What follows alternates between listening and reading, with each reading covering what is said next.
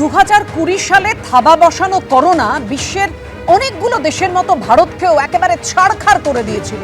আর যখন কোভিডের এই আক্রান্তের সন্ধান পাওয়া যাচ্ছে, বাড়ছে, তখন খুব স্বাভাবিকভাবেই উদ্বেগ তো বাড়ছে।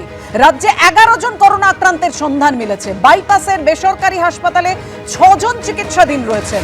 দক্ষিণ কলকাতার বেসরকারি হাসপাতালে ভর্তি আরও একজন। এই মুহূর্তে ঠিক কি স্ট্যাটাস জানাবেন আমাদের প্রতিনিধি সন্দীপ সরকার। সন্দীপ, জানাও।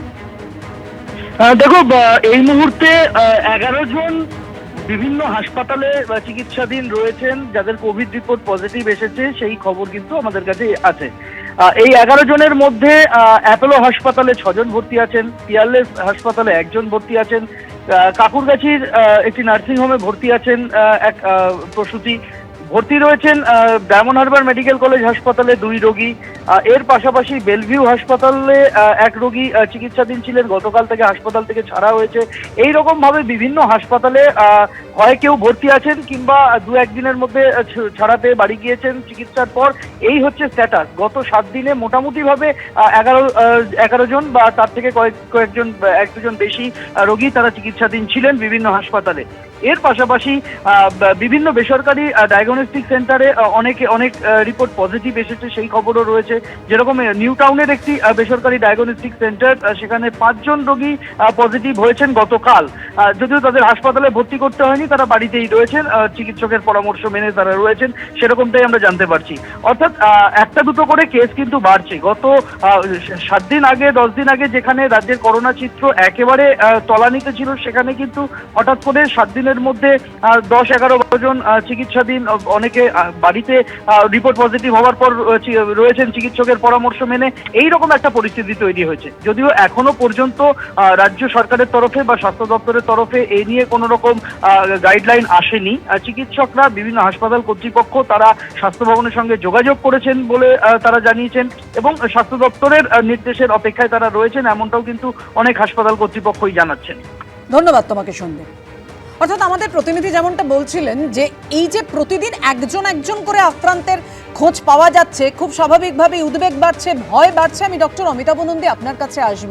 ডক্টর নন্দী, এই যে গত 4 বছর আগের যে অধ্যায়টা আমরা পেরিয়ে এসেছি, যে পিরিয়ডটা আমরা পেরিয়ে এসেছি, করোনা সংক্রমণের সেই ভয়ঙ্কর অধ্যায়, আমি বলছি এবারে যে সংক্রমণ আপনি দেখছেন বা আপনারা চিকিৎসকরা দেখছেন, সেটা কতটা মারাত্মক, কতটা ভয়ের, কতটা উদ্বেগের, এবং কি কি সিমটম হলে মানুষ বুঝবেন যে আমার করোনা হয়েছে?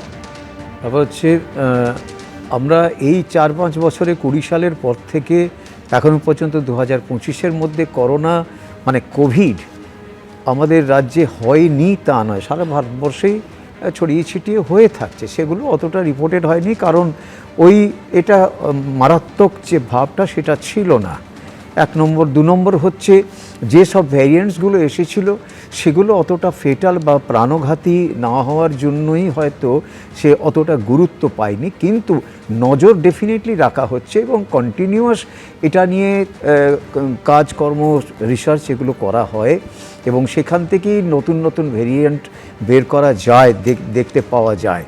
এখন এই যে আমরা ইদানিং যে খবরটা আজকে যেটা নিয়ে আমরা আলোচনায় করতে বসেছি, 11 জন রোগীর দেখা গেছে, এটা 11 জন না হয় অন্য আরও অনেকে থাকতে পারে। এখন এই যে ভ্যারিয়েন্ট এসেছে, এটা এই মুহূর্তে কতটা মারাত্মক সেটা বলা মুশকিল। তবে সারা ভারতবর্ষের পরিসংখ্যান অনুযায়ী যেটা আমরা নথিভুক্ত করা হয়েছে, সেই অনুযায়ী যদি দেখা যায় তাহলে যে আগেরকার যে কোভিড ছিল তার যে মারাত্মক একটা সিমটমস ছিল, অ্যাকিউট এক্সারসারবেশন যেগুলো হতো, হঠাৎ করে বাড়াবাড়ি যেগুলো হতো, সেই জিনিসগুলো নেই। তবে মূলত যেটা হয় আগেও যেমন ছিল, ওই সর্দি, কাশি, জ্বর, গায়ে হাতে ব্যথা, গলা ব্যথা, এই জিনিসগুলো, চোখ দিয়ে জল পড়া, চোখে ব্যথা, কারো পাতলা পায়খানা হওয়া, এগুলো দেখা যাচ্ছে এর মধ্যে উঠে আসছে। সুতরাং এই সিমটমগুলো আমাদের নজরে রাখতে হবে। এখন